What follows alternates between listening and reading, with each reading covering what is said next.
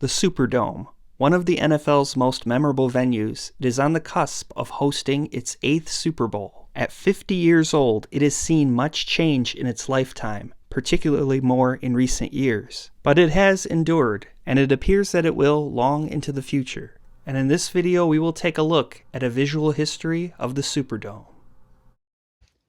Alright, so for this video, we have the host of the upcoming Super Bowl, and that is the New Orleans Superdome, or known today as the Caesars Superdome. Now, this stadium opened in 1975 at a cost of $134 million. This stadium has undergone a lot of change in the last 20 years or so, and is about to host its 8th Super Bowl.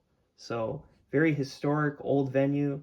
Show you a couple details here and provide you with a visual history of this venue. So as far as changes to the building itself goes, not much was done to it in the first 25 years or so of its existence, but there were discussions as early as 2001 that this stadium could have been replaced. However, it did not happen, even though there were renderings drawn up for a replacement, an outdoor stadium. Now, as far as renovations and decisions being made about the stadium's future were concerned, they would sort of be put on the back burner until 2005, which was the same year Hurricane Katrina would happen, and this stadium would take center stage. Now, taking off the lid here, this is basically what the Superdome looked like when Hurricane Katrina happened. It would be used as a shelter during the storm.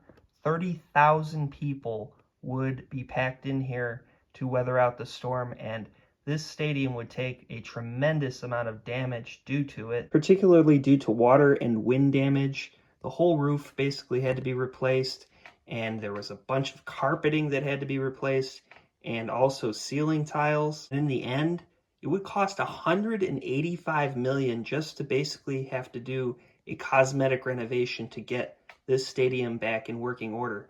That $185 million didn't radically change this stadium like some future renovations would. And it's a good thing that FEMA stepped in, because they ended up funding more than half of that renovation. They put in $115 million. And one really has to wonder, if it weren't for that FEMA money, would the Saints have been able to stay in New Orleans? Because would the funding have been found to fix this stadium? And it seemed like for a time that the Saints owner might get what he was kind of wanting in the first place, which was the opportunity to leave New Orleans altogether and go to San Antonio, as they were temporarily playing games there in 2005. But I think due to a combination of the FEMA money and the money that the NFL put up, they put up like $15 million, the owner just decided to stay in New Orleans. I think the backlash just would have been too much for the NFL and the Saints ownership to deal with at that time. But it really did show that even though the building itself hadn't like collapsed or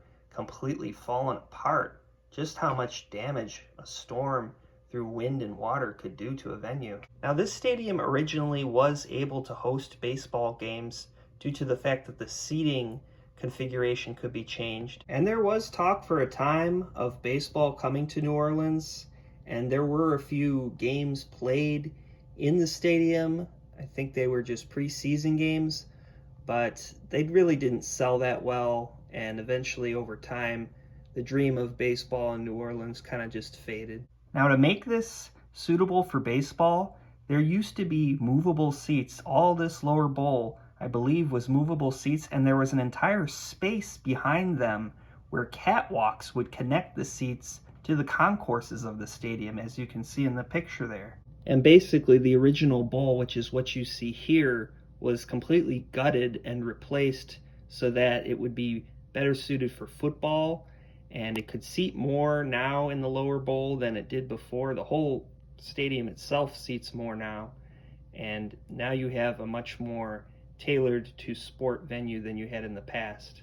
Now, taking a look at the roof or the ceiling here, as many of us remember, several rings of lights went out in the middle of the Super Bowl, which you can see right here, the rings of lights. I think it was like 2, maybe 3, and it was just some kind of a system failure, automatic shut off. The lights didn't go off for too long, but it was pretty embarrassing, really, that it did happen, and I kind of wonder if that had anything to do with why there has been a big gap this time between Super Bowls, because this is the first time since then that a Super Bowl is occurring at the Superdome, and it's now been 12 years. Now, at the top ends of the upper deck, major scoreboards were added in 2016 that would vastly change the appearance of the inside during games as well. But probably the most visible of all the renovations done to the Superdome was in 2010, when all the paneling was replaced around it, getting rid of all those seams and kind of making it look a lot more flush and new looking than it had been before. And they just put over $500 million into this stadium, which in an era where so many stadiums seem to be getting thrown away after 25 or 30 years, this one remains and continues to be well maintained as it is. So that is the Danbury Stadium model of the New Orleans Superdome. I hope you enjoyed this video, and thank you for watching.